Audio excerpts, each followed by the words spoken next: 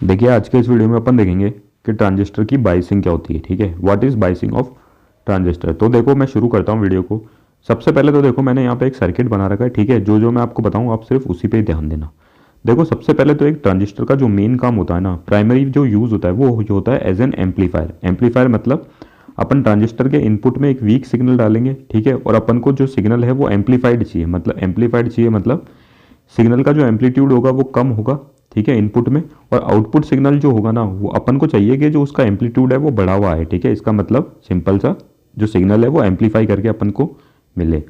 अब देखो होता क्या है, ट्रांजिस्टर जो होता है ना वो सिग्नल को एम्पलीफाई तब करता है जब वो एक्टिव रीजन में काम करता है। ठीक है, फिर से बोल देता हूँ, ट्रांजिस्टर जो है ना वो सिग्नल को एम्पलीफाई तब करता है जब वो एक्टिव रीजन में काम करता है। एक्टिव रीजन में काम करता है मतलब बेस इमीटर जंक्शन तो हमेशा फॉरवर्ड बायस हो। ठीक है, और बेस कलेक्टर जंक्शन हमेशा रिवर्स बायस हो, तभी ये जो ट्रांजिस्टर है वो सिग्नल को एम्पलीफाई कर पाएगा। ठीक है, तो देखो यहाँ पे देखते हैं, अगर मैं इनपुट अप्लाई कर रहा हूँ तो देखो इनपुट हमेशा अपनी पोलरिटी को चेंज करता है। ठीक है, इनपुट हमेशा अपनी पोलरिटी को चेंज करता है।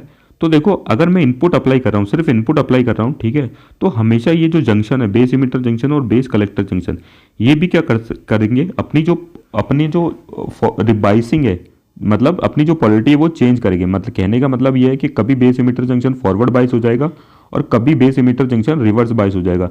इसका मतलब इस सिग्नल के अकॉर्डिंग हमेशा बेस इमिटर जंक्शन फॉरवर्ड बाइस नहीं रहेगा, कभी तो वो फॉरवर्ड बाइस होगा और कभी वो रिवर्स बाइस होगा। तो वो इस सिग्नल का जो एम्पलीफिकेशन है वो नहीं कर पाएगा प्रॉपर तरीके से। ठीक है, क्योंकि हमें पर जैसे कि मैंने आपको बोला, अगर एम्पलीफिकेशन करना है सिग्नल का तो हमेशा बेस इमिटर जंक्शन फॉरवर्ड बाइस होना चाहिए और हमेशा base collector junction reverse bias होना चाहिए, मतलब ये एक्टिव रीजन में होना चाहिए।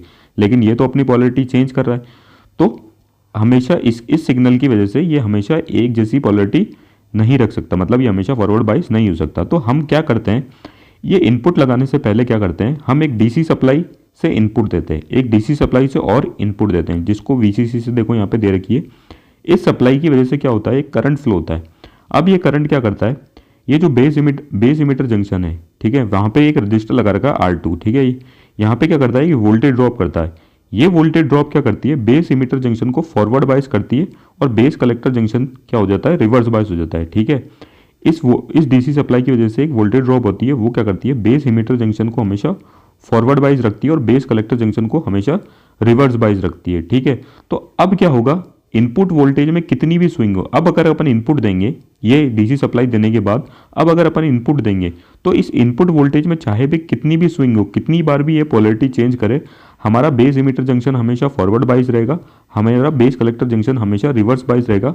मतलब ये ट्रांजिस्टर काम करेगा हमेशा एक्टिव रीजन में और हमेशा इस सिग्नल का क्या करेगा, एम्पलीफिकेशन करेगा। तो देखो ये जो प्रोसेस होता है, एक डीसी सप्लाई वोल्टेज दे के इसकी जो डीसी वोल्टेज सोर्स दे, डीसी वोल्टेज सप्लाई देके ये इंश्योर करना कि बेस इमिटर जंक्शन हमेशा फॉरवर्ड बाइस रहे और बेस कलेक्टर जंक्शन हमेशा रिवर्स बाइस रहे। इसी प्रोसेस को अपन बोलते हैं ट्रांजिस्टर की बाइसिंग। तो देखो इसके अकॉर्डिंग एक डेफिनेशन लिख रखी है, वो क्या है वो मैं आपको पढ़ के बता देता हूँ। देखो मैंने आपको यहाँ पे बताया, ये ब्लॉक डायग्राम की वजह से और बता देता हूँ, मतलब ब्लॉक डायग्राम में और समझा देता हूँ।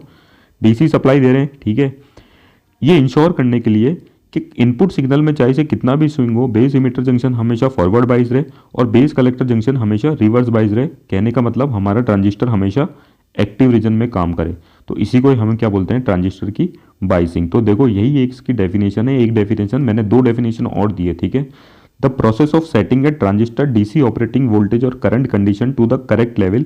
एक प्रोसेस है ट्रांजिस्टर के डीसी ऑपरेटिंग वोल्टेज और करंट कंडीशन को एक करेक्ट लेवल पे सेट करना, सो दैट मतलब इसकी वजह से क्या होगा, any input signal can be amplified correctly by the transistor. तो क्या होगा कि कोई सा भी इनपुट सिग्नल दो ट्रांजिस्टर में, वो हमेशा करेक्टली क्या होगा, एम्पलीफाई होगा। और इसको अगर मैं सिंपल तरीके से बोल दूं, जो कि काफ़ी जगह लिखी हुई भी है दूसरी definition, the process of forcing the transistor into active region. Biasing क्या है, एक प्रोसेस है जिससे क्या करते हैं अपन, ट्रांजिस्टर को उसके एक्टिव रीजन में फोर्स करते हैं। मतलब बेस इमिटर जंक्शन हमेशा फॉरवर्ड बाइज रहता है और बेस कलेक्टर जंक्शन हमेशा रिवर्स बाइज रहता है। इन दोनों के का मतलब वो ट्रांजिस्टर हमेशा एक्टिव रीजन में काम करता है और एक्टिव रीजन में काम करता है तो हमेशा सिग्नल की क्या करेगा, एम्पलीफिकेशन करेगा और एज एन एम्पलीफायर वो काम करेगा। ठीक है, अब देखो आगे एक और डेफिनेशन देखो, मैंने कहा था डीसी वोल्टेज सप्लाई देंगे, तो देखो इनपुट, अभी इनपुट नहीं दे रहे हैं अपन, ठीक है, इनपुट तो बाद में देते हैं जब इसकी बाइसिंग कर देते हैं। तो डीसी वोल्टेज सप्लाई की वजह से मैंने आपको बताया यहाँ पे वोल्टेज ड्रॉप होती है, ठीक है, वोल्टेज ड्रॉप की वजह से एक फॉरवर्ड बाइसिंग होती है, तो बेस करंट फ्लो होने लगता है। देखो मैं फिर से बोल दूं, अपन ने इनपुट नहीं दिया, ये कंडीशन कब हो रही है, जब हमेशा जब नो इनपुट है, नो इनपुट मतलब इनपुट सिग्नल नहीं है, सिर्फ ये डीसी सप्लाई दे रखी है। तो वोल्टेज ड्रॉप की वजह से क्या होता है, बेस करंट फ्लो होता है, बेस करंट की वजह से क्या होता है, कलेक्टर करंट फ्लो होता है, क्योंकि कलेक्टर करंट क्या होता है, बीटा टाइम बेस करंट। तो देखो ये कलेक्टर करंट कब फ्लो हो रहा है, जब इनपुट सिग्नल नहीं है, मतलब यहाँ पे इनपुट सिग्नल नहीं है, तो इसको जीरो कलेक्टर करंट भी बोलते हैं या नो इनपुट कलेक्टर करंट भी बोलते हैं, ठीक है।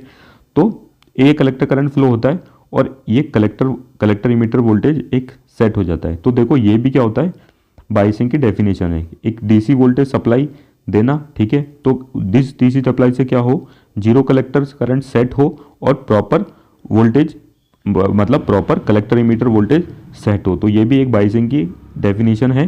तो ये दोनों के सेट होने की वजह से क्या होता है, इस डीसी सप्लाई की वजह से ये दोनों सेट होते हैं और इनकी वजह से क्या होता है, जब अपन इनपुट देते हैं उसका प्रॉपर एम्पलीफिकेशन हो पाता है।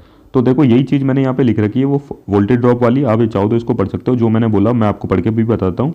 Voltage drop across R2 forward bias the base emitter junction, जो वोल्टेज ड्रॉप है R2 के अक्रॉस, उसने बेस इमीटर जंक्शन को फॉरवर्ड बाइज किया, ठीक है ना।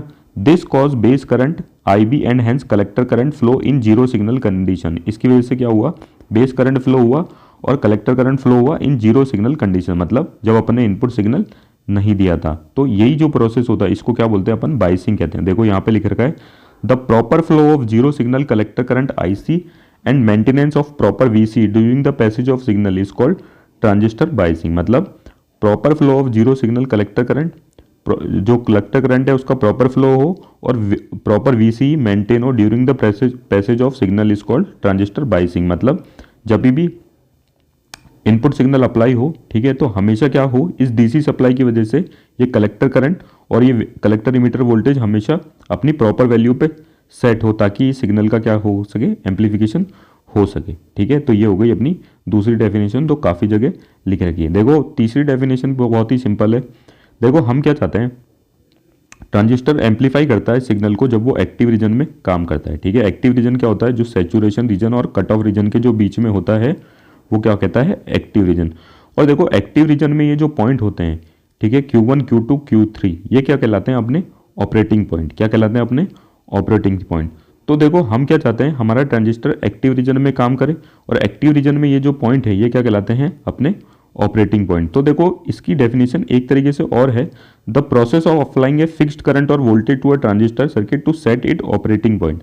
हम क्या करते हैं, फिक्स्ड करंट और वोल्टेज अप्लाई करते हैं, मतलब डीसी करंट या वोल्टेज अप्लाई करते हैं ट्रांजिस्टर में, ताकि जो हो उसके जो ऑपरेटिंग पॉइंट है उसको सेट कर सकते हैं। ऑपरेटिंग पॉइंट मतलब वो वाला, वहाँ पे अपन सेट कर सकते हैं पॉइंट जहाँ पे वो एक्टिव रीजन हो, मतलब कि सैचुरेशन रीजन और कट ऑफ रीजन के बीच में। और देखो एक्टिव रीजन में भी वहाँ पे पॉइंट सेट करते हैं, मतलब मिडिल ऑफ एक्टिव रीजन, ताकि जो इनपुट में अगर स्विंग हो तो आउटपुट में इनपुट वोल्टेज में स्विंग होने की वजह से वो सैचुरेशन या कट ऑफ रीजन में ना जाए। इसलिए हम चाहते हैं कि जो ऑपरेटिंग पॉइंट है वो सेंटर ऑफ एक्टिव रीजन हो अपने।